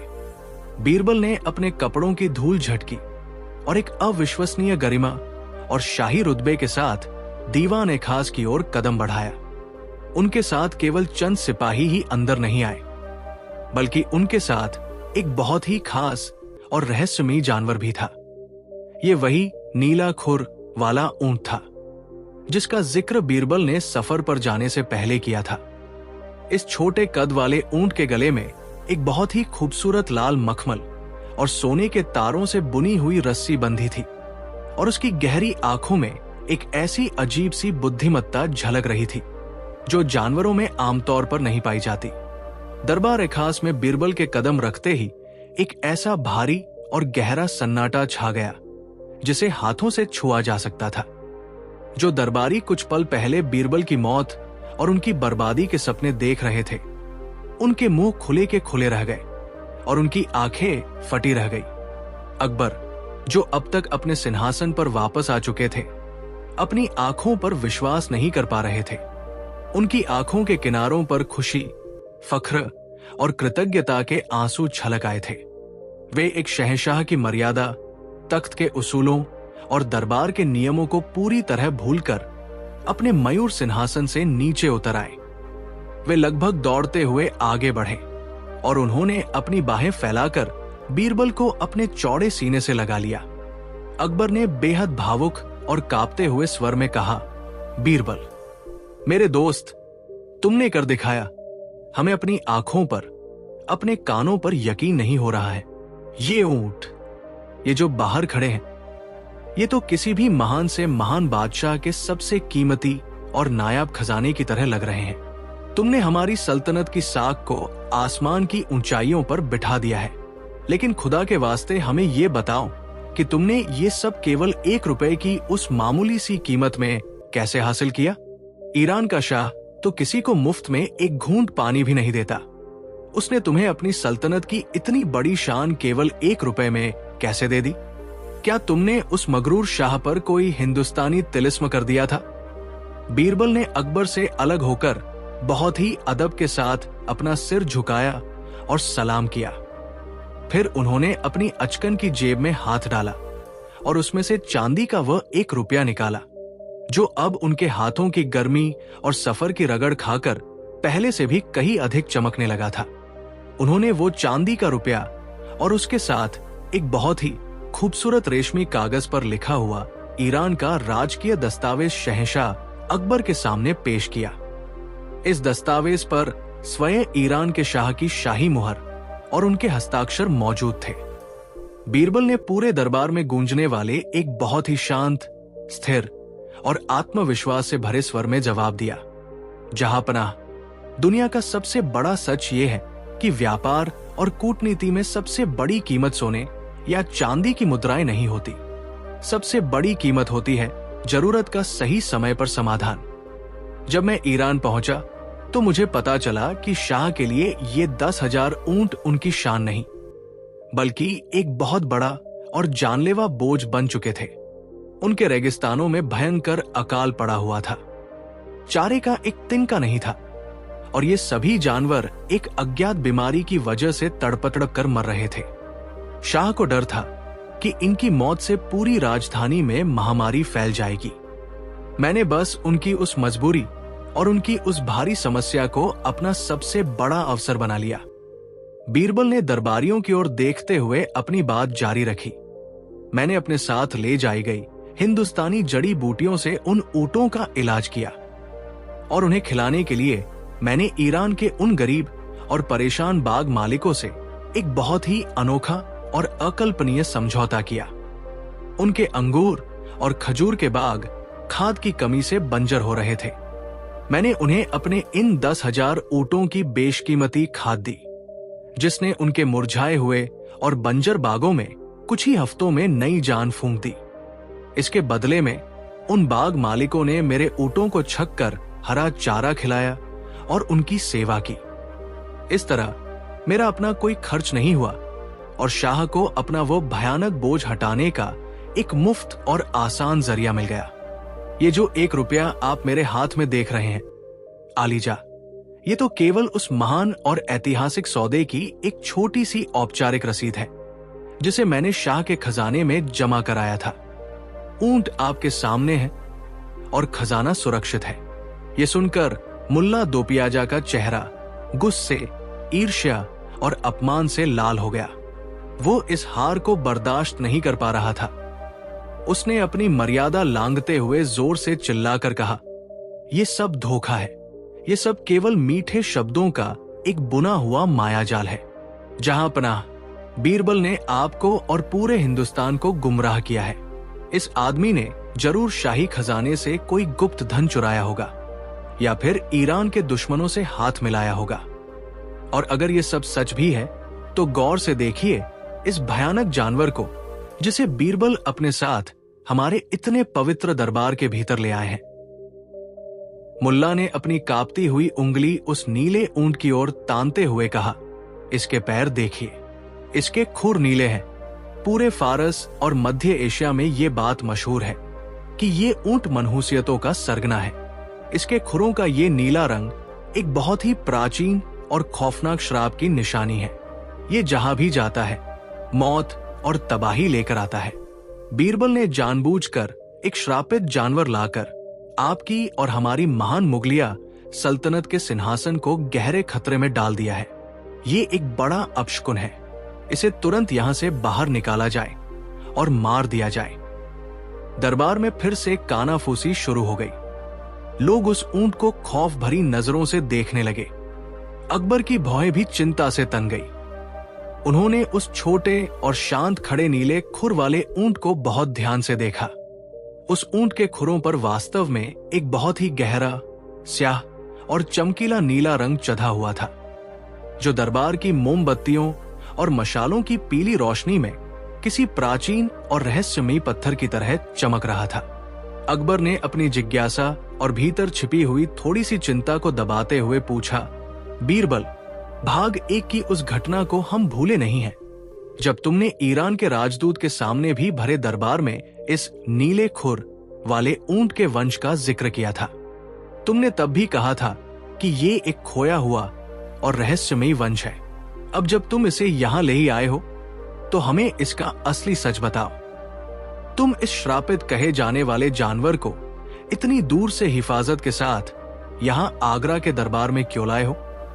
बीरबल के चेहरे पर एक अत्यंत रहस्यमयी, विजयी और गहरी मुस्कान उभरी। ये वो पल था जिसके लिए उन्होंने समंदर के तूफान, रेगिस्तान की आग और लुटेरों की तलवारों का सामना किया था। उन्होंने किसी सेवक को आवाज लगाई और कहा कि दरबार के बीचों बीच एक बड़े पीतल के पात्र में थोड़ा सा शुद्ध गुलाब जल, कुछ विशेष प्रकार का सिरका और एक मुलायम सूती कपड़ा लाया जाए। जब वो सामग्री आ गई तो बीरबल ने उस नीले ऊंट को प्यार से सहलाया और उसे दरबार के बिल्कुल बीचों बीच, जहां सभी की नजरें उस पर पड़ सके, लाकर खड़ा कर दिया। बीरबल खुद घुटनों के बल नीचे बैठे। उन्होंने वो मुलायम कपड़ा उठाया, उसे गुलाब जल और सिरके के उस विशेष मिश्रण में डुबोया और बहुत ही सावधानी के साथ उस ऊंट के एक नीले खुर को धीरे धीरे रगड़ना शुरू किया। पूरा दरबार अपनी सांसें थामे इस अजीबोगरीब नजारे को देख रहा था। जैसे जैसे बीरबल के हाथों की गति और रगड़ तेज होती गई, एक चमत्कार होने लगा। वो गहरा नीला रंग, जिसे सदियों से एक भयंकर बीमारी या ईश्वरीय श्राप माना जाता था, वो धीरे धीरे पिघलकर हटने लगा। उस नीले लेप के नीचे से अचानक एक ऐसी अलौकिक, चकाचौंध करने वाली और सुनहरी चमक निकली कि पूरे दीवान ए खास में जल रही सैकड़ों मशालें और मोमबत्तियां उसके सामने पल भर के लिए फीकी और बेजान पड़ गई। वहां मौजूद हर दरबारी, वजीर और स्वयं शहंशाह अकबर की सांसें मानो उनके गले में ही अटक गई हों। वो नीला रंग कोई श्राप, कोई कुदरती बीमारी या कोई अपशकुन का निशान बिल्कुल नहीं था। उस नीले लेप के नीचे 24 कैरेट शुद्ध और ठोस सोने की एक बहुत ही मोटी परत चढ़ी हुई थी। उस सोने के ऊपर इतनी बारीक, सुंदर और प्राचीन नक्काशी की गई थी जिसे देखकर किसी भी महान कारीगर की आंखें फटी रह जाएं। बीरबल ने उस सोने के खुर के एक विशेष जोड़ को खोजा और अपनी उंगली से एक गुप्त जगह पर दबाव डाला।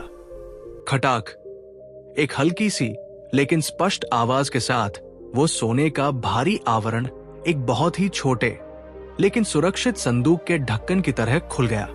उस छोटे से खोखले हिस्से के भीतर से बीरबल ने एक अत्यंत प्राचीन, मटमैला और चमड़े का बना हुआ चर्मपत्र नक्शा निकाला और उसके साथ ही बीरबल ने अपनी मुट्ठी में कुछ ऐसा निकाला जिसकी चमक से पूरे दरबार में लाल रंग की रोशनी फैल गई। वे मुट्ठी भर बेशकीमती, बेदाग और विशाल आकार के लाल नीलम रूबी थे, जिनकी असली कीमत का अंदाजा लगाना किसी भी जौहरी के लिए असंभव था। ये इतने कीमती थे कि इनसे पूरी दुनिया की किसी भी विशाल सल्तनत को कई बार खरीदा और बेचा जा सकता था। बीरबल ने अपनी जगह से उठकर वो प्राचीन नक्शा और वे बेशकीमती लाल नीलम शहंशाह अकबर के कांपते हुए और आश्चर्यचकित हाथों में बड़े ही अदब के साथ सौंप दिए। इसके बाद बीरबल ने पूरे दरबार के सामने उस महरहस्य का खुलासा किया जिसने ईरान के इतिहास को हमेशा के लिए बदल कर रख दिया था। जहां पनाह, बीरबल की आवाज में अब एक ऐतिहासिक गूंज थी। ये बेजुबान जानवर जिसे दुनिया सदियों से श्रापित और मनहूस कहती आई है, वो श्रापित नहीं बल्कि एक जीवित खजाना और संरक्षक है। सदियों पहले जब ईरान पर महान और प्राचीन कैखुसरो, खोसरव राजाओं का शासन हुआ करता था, तब उनकी सल्तनत पर एक बहुत बड़ा और विनाशकारी बाहरी आक्रमण हुआ था। दुश्मनों से अपने शाही खजाने और अपनी अथाह दौलत को बचाने के लिए उन बुद्धिमान राजाओं ने अपने उस गुप्त खजाने का असली नक्शा, अपनी सबसे कीमती शाही मोहरें और कुछ नायाब रत्न अपने सबसे वफादार और खास नस्ल के ऊंटों के खुरों के भीतर एक गुप्त खांचा बनाकर छिपा दिए थे। बीरबल ने दरबार में फैले सन्नाटे के बीच अपनी बात को आगे बढ़ाया। उस खजाने के इस महान राज को सदियों तक सुरक्षित रखने के लिए उनके शाही हकीमों और कारीगरों ने उन सोने के खुरों के ऊपर लाजवर्द, लैपिस लजुली, पत्थर के चूर्ण और कुछ रासायनिक लेपों का एक ऐसा पक्का आवरण चढ़ा दिया था जिसे देखकर आम लोग और दुश्मन उसे एक खौफनाक अपशकुन और छूत की बीमारी समझने लगे। उनकी योजना कामयाब रही। लोग डर के मारे इन ऊंटों के पास नहीं जाते थे। वक्त बीतता गया, वे राजा और उनके साम्राज्य मिट्टी में मिल गए और ये राज कहानियों, दंतकथाओं और वहम के नीचे हमेशा के लिए दफन हो गया। ईरान के वर्तमान शाह और उनके सभी वजीर अपनी मूर्खता और वहम में इसे केवल एक मनहूस जानवर समझते थे। बीरबल ने अकबर की आंखों में देखते हुए कहा, लेकिन जहांपनाह, जब आपके दरबार में ईरान का राजदूत अपनी शान बघारने आया था और उसने बातों बातों में इस नीले ऊंट को एक मजाक और कहानी बताया था, तभी मैंने उसकी आंखों में छिपे उस पुराने डर को पथ लिया था। मुझे पुरानी किताबों, अरबी ग्रंथों और आपके शाही पुस्तकालय के सबसे अंधेरे कोने में धूल फाक रही एक प्राचीन पांडुलिपि से इस सच की भनक लग चुकी थी। मैंने जानबूझकर ये शर्त कबूल की थी, ये जो 10,000 ऊंट मैंने बाहर लाकर खड़े किए हैं, वे तो केवल एक दिखावा है। असली खजाना तो ये ऊंट है। ये चर्म पत्र जो आपके हाथों में है जहांपनाह, ये कोई मामूली कागज नहीं है। ये उस गुप्त और तिलिस्मी स्थान का अचूक पता बताता है जहां ईरान के प्राचीन राजाओं की वो अपरंपार और असीमित दौलत दफन है जिसे आज तक कोई इंसान नहीं खोज पाया। अब वो खजाना, वो रहस्य और वो ताकत हमारी महान हिंदुस्तान की सल्तनत की संपत्ति है। अकबर का सीना गर्व, खुशी और एक असीम सम्मान की भावना से इतना चौड़ा हो गया कि वे कुछ पल के लिए निशब्द रह गए। उन्होंने उन चमकते हुए लाल नीलमों को अपने हाथों में महसूस किया और फिर उन कीमती रत्नों को एक मखमल के थाल में रख दिया। अकबर ने आगे बढ़कर अपने दोनों हाथ बीरबल के कंधों पर रखे और एक ऐसी बुलंद आवाज में कहा जो इतिहास के पन्नों में हमेशा के लिए दर्ज होने वाली थी, बीरबल, मेरे सबसे अनमोल रत्न, तुम्हारी बुद्धि, तुम्हारी सोच और तुम्हारे ज्ञान की गहराई इन 7 समंदरों से भी कहीं ज्यादा गहरी है।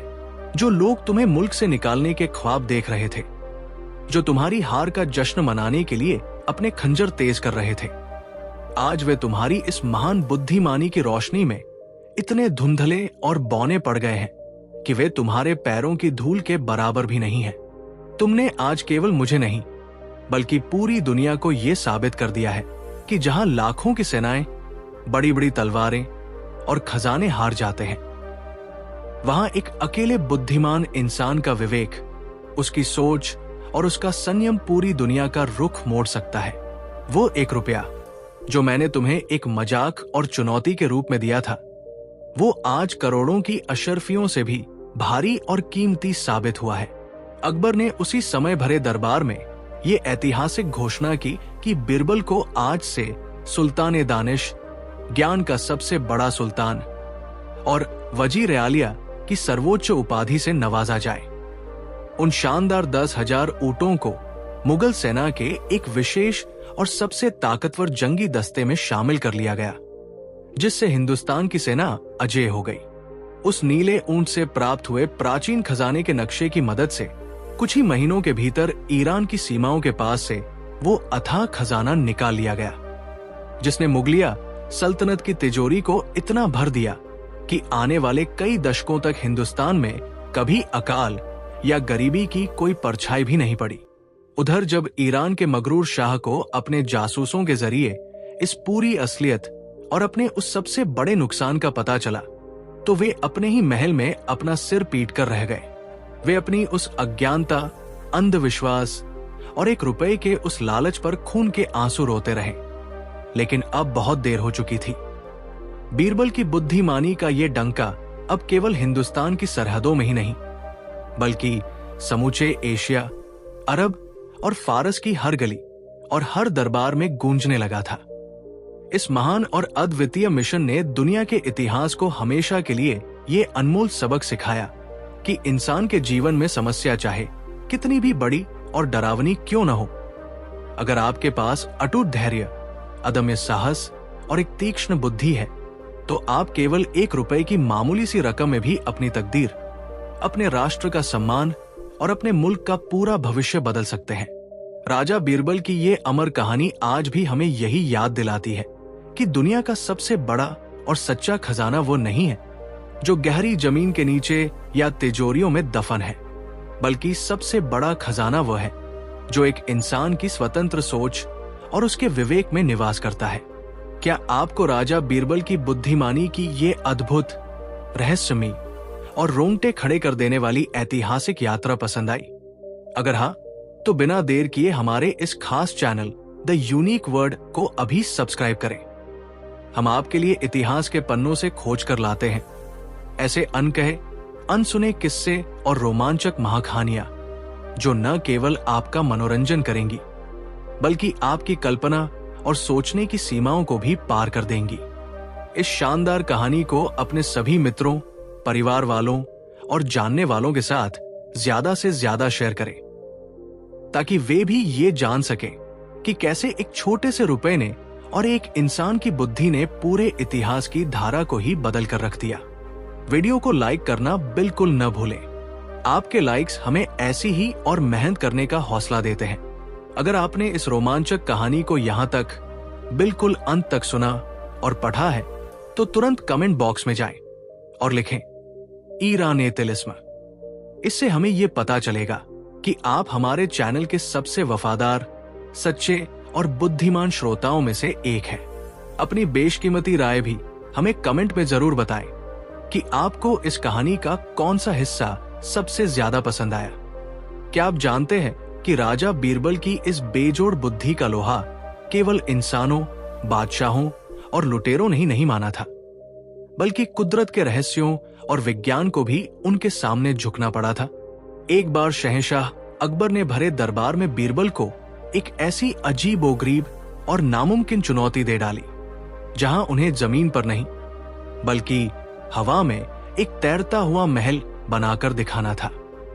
क्या एक इंसान के लिए बिना किसी सहारे के हवा में पत्थरों और ईंटों को टिकाना मुमकिन है? क्या बीरबल ने वाकई आसमान की ऊंचाइयों में उस अदृश्य महल का निर्माण कर दिया था, या फिर उस आसमानी महल के पीछे छिपा था गुरुत्वाकर्षण और विज्ञान का कोई ऐसा हैरतअंगेज सच जिसे दुनिया आज तक समझ नहीं पाई? जानने के लिए हमारी अगली प्रस्तुति का इंतजार करें।